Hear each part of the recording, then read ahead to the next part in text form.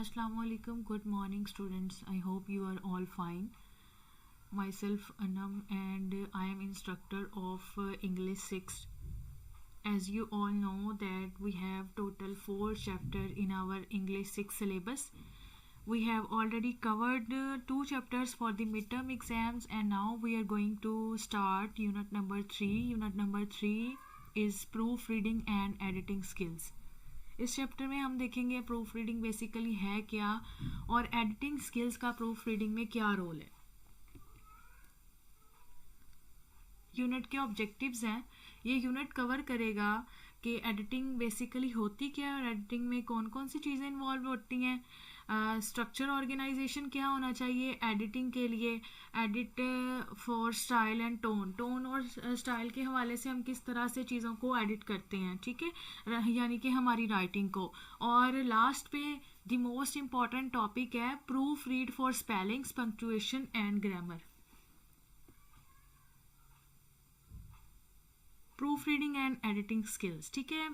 Proof reading simple words में आपको बताती चलूँ कि जो प्रूफ रीडिंग होती है वो हम अपनी राइटिंग को क्रिएट करने के बाद जो है वो करते हैं, रीड करते हैं। वो इसलिए रीड करते हैं कि कहीं हमारी कोई मिस्टेक तो नहीं है, या कोई ग्रामेटिकल मिस्टेक है, कोई पंक्चुएशन की मिस्टेक है, कोई स्पेलिंग मिस्टेक है, मतलब वो लास्ट के लिए होती है। उससे पहले होती है हमारी एडिटिंग, जो में हम चीज़ें लिखते हैं, एक प्रॉपर स्ट्रक्चर ऑर्गेनाइज करते हैं, एक स्टाइल और एक टोन होता है, ठीक है। अब हम इसकी डेफिनेशन देख लेते हैं। Proof reading and editing skill, इसका इंट्रोडक्शन है इन academic and professional nursing writing. जो आपकी एकेडमिक और प्रोफेशनल नर्सिंग राइटिंग होती है, प्रूफ रीडिंग और एडिटिंग जो है उसमें proof reading and editing are critical skills that ensure clarity, accuracy and professionalism. तो उसमें प्रूफ रीडिंग और एडिटिंग जो है वो क्रिटिकल स्किल्स होती हैं जो इस चीज़ को इंश्योर करवाती हैं कि आपका जो कंटेंट है वो क्लियर है, उसमें एक प्रॉपर एक्यूरेसी है, वो बिल्कुल ठीक है, और एक प्रॉपर प्रोफेशनलिज्म है आपकी राइटिंग में, कि आपने एक प्रॉपर जो है राइटिंग का स्टाइल, टोन, स्ट्रक्चर यूज़ किया है, और आपकी जो राइटिंग है, जो भी आपका कंटेंट है वो बिल्कुल क्लियर है, उसमें कोई भी ग्रामेटिकल मिस्टेक नहीं है, उसमें कोई भी स्पेलिंग मिस्टेक नहीं है, उसमें कोई भी पंक्चुएशन की मिस्टेक नहीं है। Nurses are required to write various documents such as assignments, care plans, case studies, incident reports, research articles and patient documentation. अब जो नर्सिस हैं उनको उन प्रूफ रीडिंग और एडिटिंग स्किल की ज़्यादा ज़रूरत पड़ती है, क्योंकि बेसिकली उनकी बहुत सारी वो डॉक्यूमेंट्स होते हैं, डॉक्यूमेंटल वर्क होता है जो कि उन्होंने साथ साथ कंटिन्यू करना होता है, बेशक एकेडमिक हो या फिर क्लिनिकल सेटिंग हो, कोई भी सेटिंग हो, तो उसमें डॉक्यूमेंटेशन वर्क जो होता है वो ज़्यादा होता है। अब इसमें यहाँ पे एग्जांपल दी गई है असाइनमेंट्स की, केयर प्लान्स की, केस स्टडीज़ की, इंसिडेंट रिपोर्ट की, रिसर्च आर्टिकल्स, बेसिकली वो बहुत काम करते हैं रिसर्च आर्टिकल्स पे, ठीक है। और पेशेंट की डॉक्यूमेंटेशन तो होती है ना, वो कंपलसरी है। तो इस सब में नर्सिस को प्रूफ रीडिंग और एडिटिंग स्किल्स के ऊपर ग्रिप होना बहुत ज़रूरी है, क्योंकि वो हर हवाले से जो है नर्सिस को सपोर्ट कर रही होती है। जब उनकी प्रूफ रीडिंग और एडिटिंग स्किल्स पर ग्रिप होगी तो उनको फिर ईजीली चीज़ें ईजी टू अंडरस्टैंड होंगी, ईजी टू राइट होंगी, और उनके लिए प्रूफ रीडिंग और एडिटिंग स्किल्स जो है वो फिर उनके लिए ईजी होती जाएगी। Errors in writing can lead to misunderstanding, जाहिर सी बात है जब हमारी राइटिंग में एरर्स होती हैं तो वो हमें मिसअंडरस्टैंडिंग की तरफ लेके जाती हैं, हमारा जो कम्युनिकेशन पर्पस है वो चेंज हो जाता है, जो हमारी अंडरस्टैंडिंग है वो चेंज हो जाती है, क्योंकि इंग्लिश एक ऐसा सब्जेक्ट है जिसमें इज एम आर की भी मिस्टेक हो, एस या ई एस की भी मिस्टेक हो, तो एज अ होल सेंटेंस जो हमारे पास होता है उसके मीनिंग्स टोटली चेंज हो जाते हैं, ठीक है। पुअर एकेडमिक परफॉर्मेंस होती है, ठीक है, जब हमारी राइटिंग में एरर्स होती हैं तो वो हमें मिसअंडरस्टैंडिंग की तरफ लेके जाती है, हमारी एकेडमिक परफॉर्मेंस इतनी अच्छी काउंट नहीं होती, वो पुअर काउंट होती है। And even risk to patient safety, जिसकी वजह से पेशेंट सेफ्टी जो है वो उसके लिए भी रिस्क हो सकता है। Therefore mastering proof reading and editing skills is essential for nursing students and professionals. इसलिए जो आपकी प्रूफ रीडिंग और एडिटिंग स्किल्स है, ठीक है, उस पर नर्सिस स्टूडेंट्स की ग्रिप का होना ज़रूरी है, ठीक है, ताकि उनको राइटिंग में प्रॉब्लम ना हो और जब वो एक्यूरेट राइटिंग क्रिएट करें, एक्यूरेट डॉक्यूमेंटेशन हो उनकी, तो वो मिसलीड ना करे और प्रॉपर एक एक्यूरेट अंडरस्टैंडिंग की तरफ लेकर जाए। आई होप कि आप लोगों को ये समझ आ गई होगी। तो अगली स्लाइड पे चलते हैं।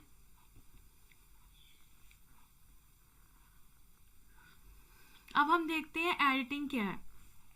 Editing is the process of reviewing written work to improve content quality, organization, clarity, logic and academic tone। अब जो हमारे पास एडिटिंग है, ठीक है, वो एक ऐसा प्रोसेस है जिसमें आप अपना लिखा हुआ जो काम होता है उसको रिव्यू कर रहे होते हैं, ताकि आपकी जो कंटेंट क्वालिटी है, जो आपने वर्ड्स को या फिर आपने टॉपिक्स को ऑर्गेनाइज किया है, ठीक है, उसमें क्लैरिटी है, पता चले, लॉजिक है और एकेडमिक टोन है। इस सब को इम्प्रूव करने के लिए जो हमें अपने रिटन वर्क को रिव्यू करते हैं वो हमारी बेसिकली एडिटिंग होती है। Editing focus on what is written and how ideas are presented rather than just correcting mistakes। अब ये क्या एडिटिंग फोकस करती है कि लिखा क्या गया है और किस तरह से आइडियाज़ को प्रेजेंट किया गया है, बजाय इसके कि सिर्फ वो मिस्टेक्स को करेक्ट करें। सिर्फ मिस्टेक्स को करेक्ट करना एडिटिंग नहीं होता। एडिटिंग में क्या होता है कि आपका जो रिटन वर्ड है वो कैसे लिखा गया है, जो रिटन आपका डॉक्यूमेंट है वो कैसे लिखा गया है और किस तरह से आइडियाज़ एक दूसरे के साथ प्रेजेंट किए गए हैं। अब इसकी सिंपल वर्ड में एग्जांपल देती हूँ। जब आप पेपर लिखते हैं, ठीक है, आप पेपर लिखते हैं, आप टॉपिक्स को जो है वो प्रॉपर तरीके से ऑर्गेनाइज करते हैं। लाइक आपका टॉपिक है, कोई भी टॉपिक है, आप उसमें डेफिनेशन लिखते हैं, उसकी एग्जांपल देते हैं और उसकी कैरेक्टरिस्टिक्स लिखते हैं, ठीक है। तो वो एक प्रॉपर आपका जो टॉपिक होता है वो उसमें कंटेंट क्वालिटी एक्यूरेट होती है, ठीक है। आप प्रॉपर तरीके से ऑर्गेनाइज करते हैं, मतलब चीज़ें सीक्वेंस वाइज जो है एक लॉजिकल ऑर्डर होता है उसमें, जो चीज़ पहले आनी है। वैसे तो नहीं, मैं एग्जाम्पल पहले लिख दूंगी, डेफिनेशन बाद में लिखूंगी। जो लॉजिकल ऑर्डर है वो ये है कि डेफिनेशन पहले लिखूँ, फिर एग्जाम्पल लिखूँ, फिर उसकी कैरेक्टरिस्टिक्स लिखूँ, फिर उसके ड्रॉबैक्स, इस तरह की चीज़ें, ठीक है। तो ये एक प्रॉपर प्रोफेशनल एकेडमिक टोन होती है, ठीक है। अब ये एग्जाम्पल है एडिटिंग की, आपने चीज़ों को एडिट कर दिया। अब जब पेपर सबमिट करवाते हैं उससे 2 मिनट पहले आप प्रूफ रीडिंग करते हैं कि सारा मैंने ठीक लिखा है, कहीं कोई मिस्टेक तो नहीं है, लॉजिकल ऑर्डर ठीक है, मैंने कंटेंट को सही ऑर्गेनाइज किया है, ठीक है। ये दोनों में डिफरेंस है। नेक्स्ट है editing focuses on what is written. ये मैं पढ़ा चुकी हूँ कि जो एडिटिंग है वो फोकस करती है क्या लिखा गया है, किस तरह से आइडियाज प्रेजेंट किए गए हैं। सिर्फ ये नहीं देखना कि मिस्टेक्स को करेक्ट करना है, ठीक है। Editing answers question such as. अब एडिटिंग में किस तरह के क्वेश्चंस आ सकते हैं, जब आपने एडिटिंग करनी है तो किस किस तरह के क्वेश्चंस आपने माइंड में रख के एडिटिंग करनी है। Are ideas clear and meaningful. क्या सारे के सारे आइडियाज़ जो मैंने प्रेजेंट किए हैं वो क्लियर हैं, उनकी समझ आ रही है और वो मीनिंगफुल है, क्या वो उनका कोई ना कोई बेसिक पर्पस है, वो कोई ना कोई बेसिक मीनिंग दे रहे हैं या नहीं।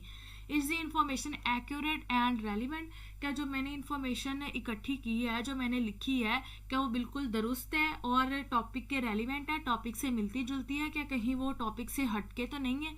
Is the content logically arranged. क्या जो मेरा कंटेंट है जो वो मैंने लॉजिकली अरेंज किया है। इसकी मैंने एग्जांपल दी है, जैसे पहले डेफिनेशन है, उसके बाद एग्जांपल है, उसके बाद कैरेक्टरिस्टिक्स है, ठीक है। इस तरह की चीज़ें हमने सीक्वेंस देखना है। लास्ट पे है does the writing meet academic nursing standards. क्या जो मैंने लिखा है, जो मेरी राइटिंग है, क्या वो एकेडमिक नर्सिंग स्टैंडर्ड्स के जो रूल्स होते हैं उसको फुलफिल कर रही है या नहीं, ठीक है। नेक्स्ट स्लाइड पे चलते हैं। अब यहाँ पे हमारे पास एडिटिंग के लेवल्स हैं, ठीक है। Editing occurs at 3 main levels, editing के 3 मेन लेवल हैं, उसमें नंबर 1 है कंटेंट एडिटिंग।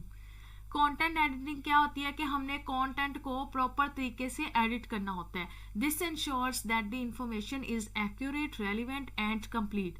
अब ये इंश्योर करवाता है, कंटेंट एडिटिंग जो है ये इंश्योर करवाती है कि आपकी जो आपने इंफॉर्मेशन ऐड की है वो बिल्कुल दुरुस्त है, टॉपिक के साथ मिलती जुलती है और कंप्लीट है, मतलब कि बिल्कुल एक्यूरेट है और इससे ज़्यादा ज़रूरत नहीं है, जितनी आपने ऐड की है दैट इज़ सफिशिएंट। ठीक है। अब इसकी एग्जांपल मैं आप लोगों को देती हूँ।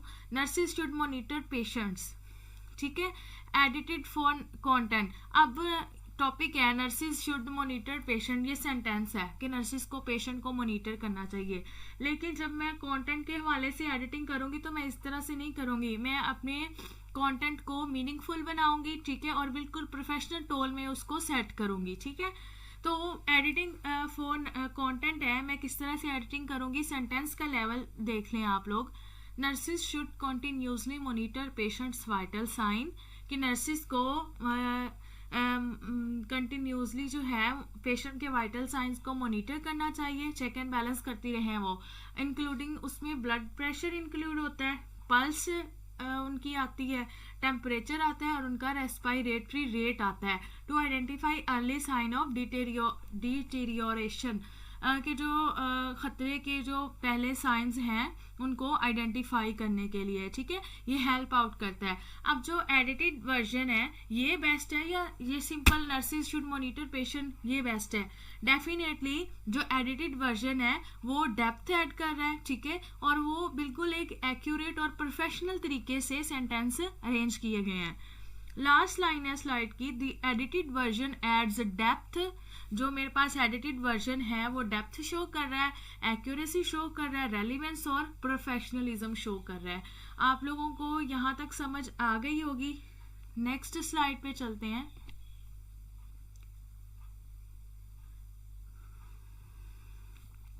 हमारे पास जो पहला था वो एडिटेड कंटेंट था, कंटेंट एडिटिंग था।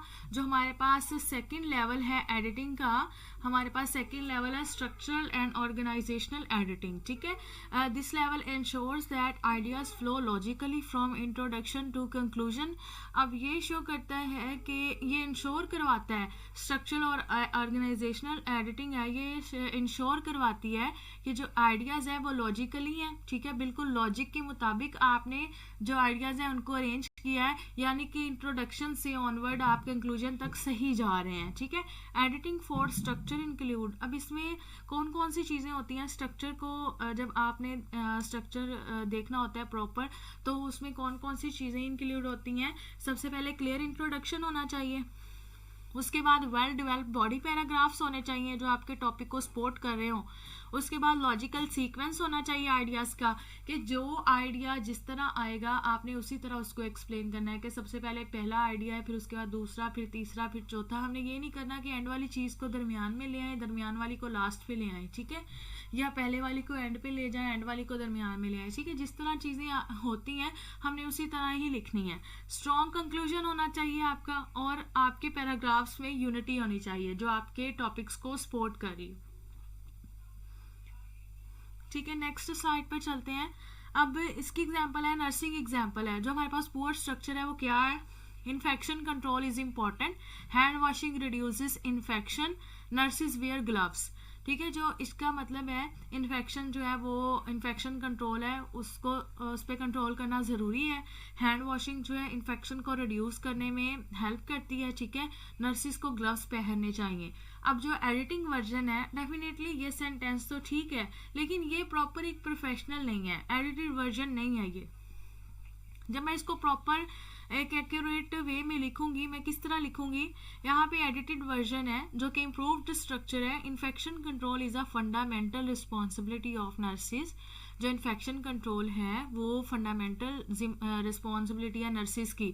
Proper hand hygiene significantly reduces the transmission of infection. जो प्रॉपर वो हैंड हाइजीन है वो अहम तौर पर जो है वो रिड्यूस करते हैं इन्फेक्शंस को ट्रांसमिट होने से, ठीक है, एक जगह से दूसरी जगह ट्रांसफ़र होने से। एडिशनली मतलब उसमें जो चीज़ें ऐड की हैं, the use of personal protective equipment such as gloves further minimises the risk of cross contamination. ठीक है, अब इसमें जो लास्ट सेंटेंस यूज़ मैंने एडिशनली ऐड किया है वो ये है कि पर्सनल प्रोटेक्टिव या इक्विपमेंट्स जो होते हैं यानी कि ग्लव्स हैं और जो इस तरह की दूसरी चीज़ें हैं वो मिनिमाइज करते हैं क्रॉस कंटेमिनेशन के रिस्क को। ठीक है, आइडियाज़, अब इसका जो एडिटेड वर्जन है वो बेस्ट है। ठीक है, ideas are connected and logically developed, जो मेरे पास आइडियाज़ हैं वो बिल्कुल मैंने एक्यूरेटली और लॉजिकली डिवेल्प कर दिए हैं। ठीक है, नेक्स्ट स्लाइड पे चलते हैं। डेफिनेटली जब हम नेक्स्ट स्लाइड पे जाने से पहले मैं आपको ये बता दूँ, जब हम चीज़ों को एक अच्छे तरीके से एक्सप्लेन करते हैं और जब हम एक प्रॉपर सेंटेंस स्ट्रक्चर यूज़ करते हैं, चीज़ों को एक क्वालिटी के अकॉर्डिंग लिखते हैं, तो डेफिनेटली जो हमारे पास सिंपल सेंटेंस होते हैं उनकी इतनी वैल्यू नहीं होती। जो हमारे पास एक बेस्ट स्ट्रक्चर होता है, जब हम बेस्ट सेंटेंसेस यूज़ करते हैं तो हमारे पास एक कंटेंट की क्वालिटी होती है, हमारे पास सेंटेंसेस लॉजिकली ऑर्गेनाइज्ड होते हैं। ठीक है, और वो हमारे फिर वर्थ को बढ़ा रहे होते हैं। ठीक है, नेक्स्ट स्लाइड पे चलते हैं।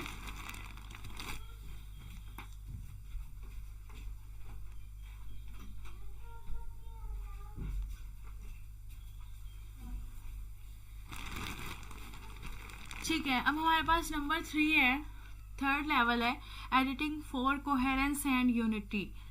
ठीक है, कोहेरेंस और यूनिटी के लिए एडिटिंग करना। ठीक है, coherence means ideas are connected smoothly. ठीक है, जबकि कोहेरेंस का मतलब होता है कि हमारे पास आइडियाज़ जो हैं एक दूसरे के साथ बिल्कुल वो फिट बैठ रहे हैं, जैसे भी हमने उनको कनेक्ट किया है एक दूसरे के साथ, यानी कि एक सेंटेंस को दूसरे के साथ, दूसरे को तीसरे के साथ, तीसरे को चौथे के साथ। ठीक है, वो बिल्कुल स्मूथली हमने उसको, जो सेंटेंस जिस जगह पे आता था हमने उसको उसी जगह पे लगा दिया। ठीक है, जबकि unity means each paragraph focus on one main idea, कि आपका जो हर एक पैराग्राफ है यानी कि सेंटेंसेस तमाम मिलकर आपका एक पैराग्राफ बनाते हैं। ठीक है, तो वो सारा का सारा पैराग्राफ जो आपका एक सिंगल मेन आइडिया को सपोर्ट कर रहा हो, ये यूनिटी है।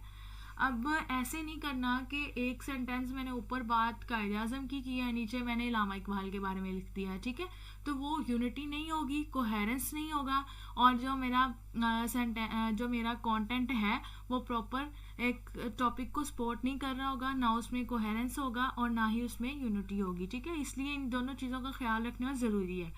अब नर्सिंग एग्जाम्पल है लैक ऑफ यूनिटी। अब ये जो एग्जाम्पल है इसमें यूनिटी की कमी है। ठीक है, वो किस तरह से है वो एक दफ़ा पढ़ लेते हैं। Patient education is important, patient की एजुकेशन जो है हेल्थ के वाले से उसका होना ज़रूरी है। नर्सिस वर्क इन हॉस्पिटल, क्योंकि नर्सिस जो है वो हॉस्पिटल में काम करती हैं, डेफिनेट सी बात है। टीचिंग जो है इम्प्रूव करती है कंप्लाइंस, उनके नॉलेज को इम्प्रूव करती है। ठीक है, नर्सिस जब प्रॉपर टीच करती हैं पेशेंट को तो उनकी एजुकेशन इम्प्रूव होती है, उनको नॉलेज आना शुरू हो जाता है, जिसकी वजह से वो सेल्फ केयर के बारे में कॉन्शियस हो जाते हैं। ठीक है, एडिटेड फॉर यूनिटी, अब इसमें जो है यूनिटी नहीं है। ठीक है, मैंने समझा तो दिया आप लोगों को, लेकिन सेंटेंस कुछ मिलजुल नहीं रहे। जब हम यूनिटी की बात करते हैं तो सेंटेंसेस हमने किस तरह से ऑर्गेनाइज करने हैं।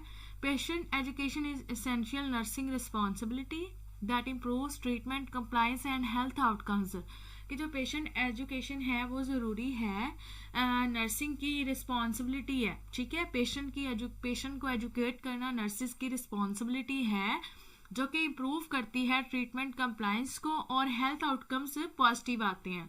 Only one central idea is discuss, अब इसमें सिर्फ एक आइडिया डिस्कस किया गया है, सिर्फ मेन टॉपिक पर बात की गई है, कोई भी एक्स्ट्रा या इरेलीवेंट इन्फॉर्मेशन नहीं है। ठीक है, अब हम देखते हैं एडिटिंग में कौन कौन सी चीज़ें इन्वॉल्व होती हैं।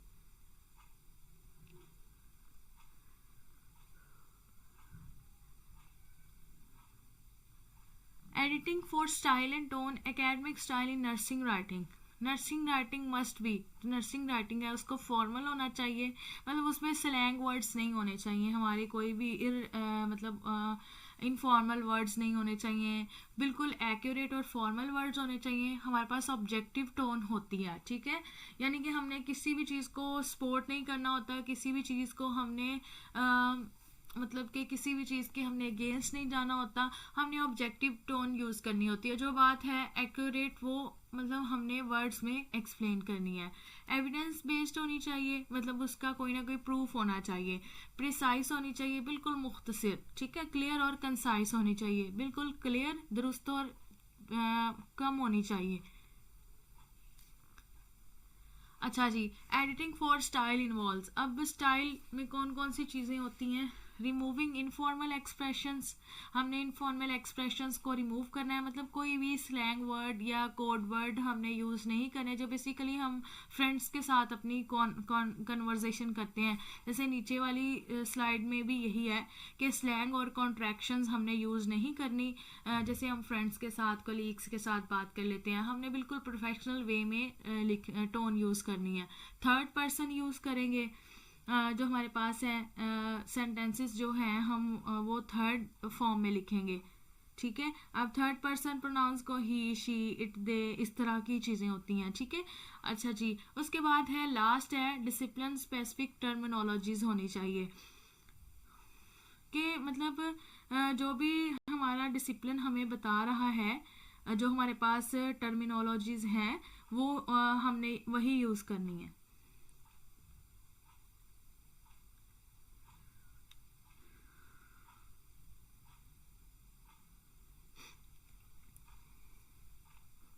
ठीक है, आगे चलते हैं।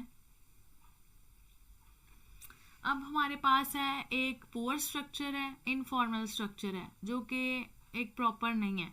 जो हमारे पास एक प्रॉपर प्रोफेशनल स्ट्रक्चर है, हम देखते हैं दोनों में बेसिकली क्या डिफरेंस है।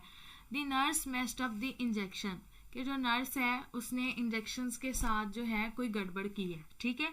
अब ये हमारे पास इनफॉर्मल स्ट्रक्चर है, ये प्रॉपर फॉर्मल स्ट्रक्चर नहीं है और ये लग भी नहीं रहा, सेंटेंसेस जो है वो एक्यूरेटली नहीं एक्सप्लेन कर रहे। एडिटेड एकेडमिक सेंटेंस, ठीक है, जब हमने एडिट करना है तो हमने प्रॉपर सेंटेंस की क्वालिटी को, वर्ड्स को, प्रोफेशनलिज्म को, फॉर्मल टोन को, ऑब्जेक्टिव टोन को हमने याद रखना है, ठीक है। याद माइंड में रख के फिर हमने उस तरह का सेंटेंस डेवलप करना है।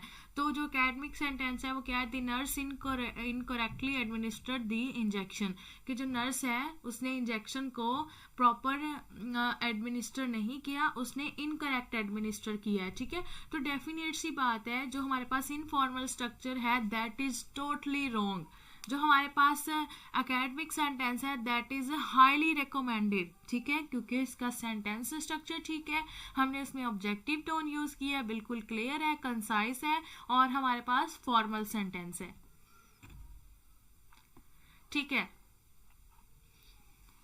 तो एडिटिंग फॉर टोन, ठीक है, हमारे पास हर एक वर्ड इंग्लिश में पहले भी बता चुकी हूँ कि इंग्लिश हमारे पास एक ऐसा सब्जेक्ट है जिसमें इज, एम, आर की छोटी सी भी गलतियाँ हो तो मीनिंग्स को चेंज कर देती हैं। अब हमने देखना है कि टोन के हवाले से हम किस तरह से एडिटिंग करेंगे। Tone reflects the writer attitude, कि जो टोन है वो बताती है कि राइटर किस कंटेक्स्ट में बात कर रहा है, राइटर का पर्पस क्या है, राइटर का एटीट्यूड क्या है, ठीक है। Nursing writing requires a neutral and professional tone, कि नर्सिस की राइटिंग जो भी होती है, जो भी उनका डॉक्यूमेंटल वर्क होता है, ठीक है, उसमें उसकी रिक्वायरमेंट ये होती है कि वो उनकी जो टोन है वो प्रोफेशनल होनी चाहिए और न्यूट्रल होनी चाहिए, उसमें बायसनेस नहीं होनी चाहिए, ठीक है। Specially in sensitive documents like incident report, specially जब उन्होंने सेंसिटिव डॉक्यूमेंट्स पे वर्क करना होता है, जैसे कि सेंसिटिव डॉक्यूमेंट की एग्जांपल यहाँ पे दी गई है इंसिडेंट रिपोर्ट, ठीक है। इमोशनल टोन क्या है? जो हमारे पास इमोशनल टोन है वो नहीं यूज करनी, इमोशनल टोन की इनकरेक्ट कंसीडर होगी। जैसे यहाँ पे एग्जांपल है, the nurse was careless and caused harm, कि जो नर्स है वो केयरलेस थी और उसकी वजह से नुकसान हुआ, ठीक है।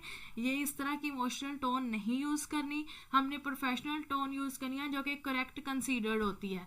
अब उसकी एग्जांपल क्या है? An error occurred during medication administration resulting in patient discomfort, के मेडिसिन एडमिनिस्टर करने के दौरान जो है एक गलती हुई है, ठीक है, जिसकी वजह से patient discomfortable feel, patient discomfortable feel किया, ठीक है। This words blame and maintain professionalism. अब देखो हम किसी को ब्लेम नहीं कर रहे प्रोफेशनल टोन में, ठीक है, हमने सिंपल सेंटेंस लिखा है, हमने किसी को पॉइंट आउट नहीं किया, ठीक है। इसकी वजह से क्या है, ये हमें ब्लेम करने से अवॉइड करवा रहा है और उसने एक प्रॉपर प्रोफेशनलिज्म मेंटेन कर दिया है, ठीक है, सेंसिटिव डॉक्यूमेंट का। क्लियर है यहाँ तक? अब हम अपने मेन टॉपिक पर आते हैं, proof reading and editing skill. Proof reading जो है लास्ट पे फाइनल स्टेज होता है राइटिंग का, ठीक है। Proof reading is the final stage of writing conducting after editing. अब ये एडिटिंग के बाद हमने कंडक्ट करवाना होता है। हमारे पास हमने टॉपिक लिख लिया, ठीक है, सेंटेंस को लॉजिकली अरेंज कर लिया, कोहेरेंस और यूनिटी देख ली हमने उसमें, ठीक है। हमने तीनों एडिटिंग के तीनों लेवल के अकॉर्डिंग जो है सेंटेंस को हम अपनी राइटिंग को देख लिया, ठीक है। अब हमने लास्ट पे करनी है प्रूफ रीडिंग, ठीक है। एडिटिंग के बाद प्रूफ रीडिंग आती है। It focus on correcting surface level error, ठीक है। अब ये सरफेस लेवल एरर पे फोकस करती है, यानी कि कौन कौन सी एरर्स पे फोकस करना है हमने, स्पेलिंग पे, ठीक है, स्पेलिंग्स चेक करने हैं, ग्रामेटिकल मिस्टेक्स चेक करनी है, पंक्चुएशन मार्क्स चेक करने हैं, वर्ड्स को कैपिटलाइजेशन किया है या प्रॉपर कैपिटलाइजेशन यूज की है या नहीं, और फॉर्मेट क्या है, ठीक है।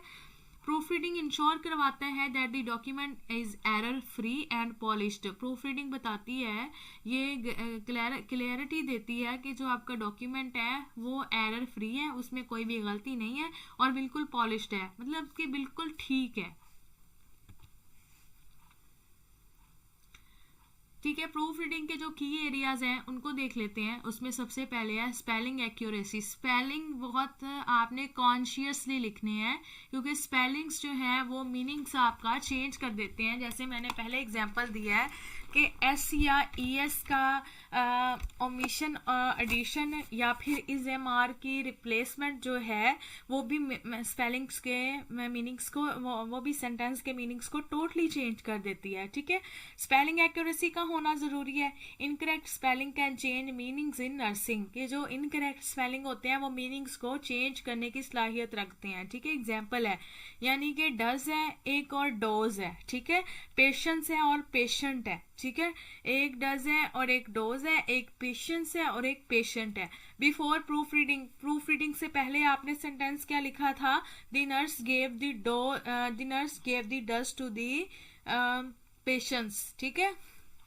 अब ये सेंटेंस ग्रामेटिकली रॉन्ग है, इसकी कोई सेंस नहीं है, ठीक है, इसके मीनिंग्स डिफरेंट होंगे, ठीक है। अब आपने प्रूफ रीडिंग की है, आपकी नजर इस पे पड़ी है, आपने सेंटेंस को ग्रामेटिकली ठीक कर दिया है। तो अब जब ठीक किया तो वो सेंटेंस क्या है, the nurse administered the dose to the patient. ये जो नर्स है उसने पेशेंट को डोज जो है वो एडमिनिस्टर कर दिया है। अब ये क्लियर है, कंसाइज है और एरर फ्री है। उसके बाद ग्रामर करेक्शन होनी जरूरी है। Grammar errors affect sentence meaning. जो ग्रामर है वो सेंटेंस के मीनिंग्स पर इफेक्ट करते हैं। जो हमारे पास इनकरेक्ट है वो क्या है, the vital science was normal, के वाइटल साइंस जो है वो नॉर्मल थे।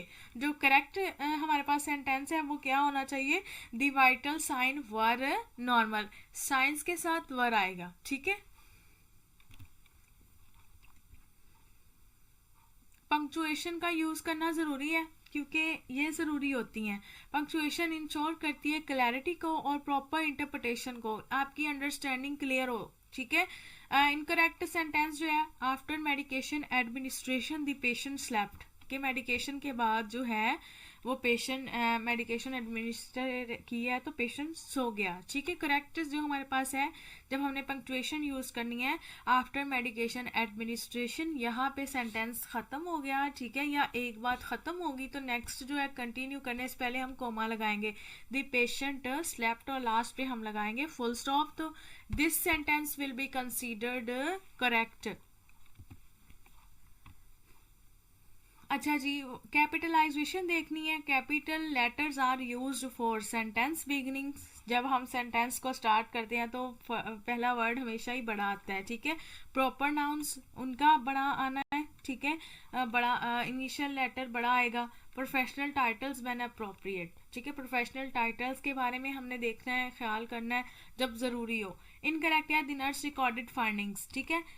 जो करेक्ट है, अब यहाँ पे मैंने जो इनिशियल लेटर लिखना था वो कैपिटल लिखना था दी, ठीक है। तो ये यहाँ पे करेक्ट तरीके से मैंने लास्ट पे लिखा है दी नर्स रिकॉर्डेड फाइंडिंग्स। जो कैपिटल लेटर है, हमेशा जो स्टार्ट वाला लेटर आता है किसी भी सेंटेंस में, जो फर्स्ट वाला वर्ड होता है उसका जो फर्स्ट लेटर होता है, ठीक है, वो हम कैपिटल लिखते हैं। इस चीज़ का ख्याल करना है। अब हमने देखना है एडिटिंग और प्रूफ रीडिंग में डिफरेंस क्या है, ठीक है। एस्पेक्ट क्या है, एडिटिंग क्या है, प्रूफ रीडिंग क्या है। फोकस करता है, जो एडिटिंग है वो फोकस करती है मीनिंग पे, स्ट्रक्चर पे और टोन पे। जो प्रूफ रीडिंग है वो फोकस करती है एरर्स पे एंड एरर्स की करेक्शन पे, ठीक है। उसके बाद है स्टेज क्या है, बिफोर फाइनल ड्राफ्ट, ठीक है, ये फाइनल ड्राफ्ट से पहले होती है। और जो प्रूफ रीडिंग है ये फाइनल स्टेज होता है कि हम लास्ट पे कर रहे होते हैं और इसके बाद ये लास्ट स्टेज होता है। स्कोप क्या है, एडिटिंग डीप और कम्प्रीहेंसिव होती है, मतलब डीप होती है और समझने वाली होती है। ये सर प्रूफ रीडिंग है, ये सरफेस लेवल पे होती है, हमने चेक करना होता है बस। नर्सिंग यूज है, एडिटिंग को यूज करते हैं वो क्लैरिटी और लॉजिक इम्प्रूव करने के लिए। प्रूफ रीडिंग करते हैं वो एक्यूरेसी और प्रोफेशनलिज्म को इंश्योर करने के लिए। प्रूफ रीडिंग की इम्पोर्टेंस क्या है और नर्सिंग एडिटिंग में देख लेते हैं। प्रिवेंट करता है मिसकम्युनिकेशन से, पेशेंट केयर के साथ मिसकम्युनिकेशन से प्रिवेंशन देता है हमें। इन्हेंस करता है आपकी एकेडमिक परफॉर्मेंस को, आपके अंदर स्किल्स आती हैं, स्किल्स पर ग्रिप आती है, ठीक है। रिफ्लेक्ट करता है ये प्रोफेशनल कॉम्पिटेंस को, आपकी रिसर्च क्रेडिबिलिटी इंप्रूव होती है, ठीक है। पेशेंट की सेफ्टी को इंश्योर करवाता है किसी भी क्लिनिकल डॉक्यूमेंटेशन में, ठीक है। और एकेडमिक और इंस्टीट्यूशनल स्टैंडर्ड्स के अकॉर्डिंग होता है। कंक्लूजन क्या है, proof reading and editing are indispensable skills. ये इंडिस्पेंसेबल स्किल्स हैं नर्सिंग एजुकेशन और प्रैक्टिस में। एडिटिंग स्ट्रेंथेंस दी स्ट्रक्चर, जो एडिटिंग है वो स्ट्रक्चर को स्ट्रेंथ करती है, उसकी स्ट्रक्चर की क्लैरिटी की और एकेडमिक टोन, ठीक है। किसी भी नर्सिंग की राइटिंग की एकेडमिक टोन, क्लैरिटी और स्ट्रक्चर की स्ट्रेंथ बनती है एडिटिंग।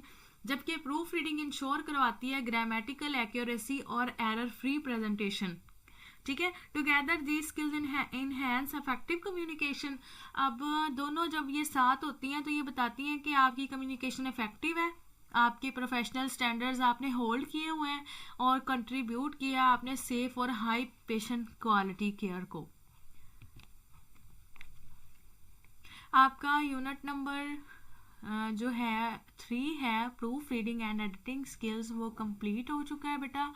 अगर आपको कहीं भी किसी भी चीज़ की समझ नहीं आती, you are feel free to ask, आप मुझसे पूछ सकते हैं, ठीक है। बेस्ट ऑफ लक, इंशाल्लाह we will meet again in our last lecture. अल्लाह हाफिज़।